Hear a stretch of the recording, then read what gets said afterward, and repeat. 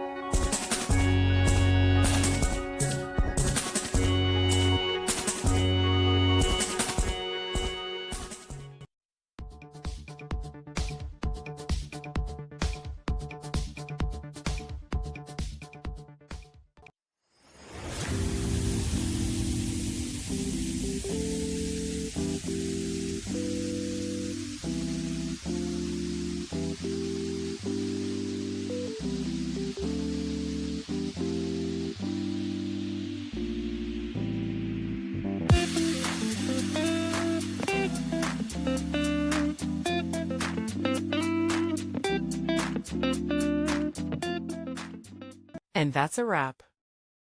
I hope you found the answer you were looking for. If you did, take a second to hit that subscribe button. It really helps out. And let me know in the comments which solution worked best for you. See you next time in the debug zone.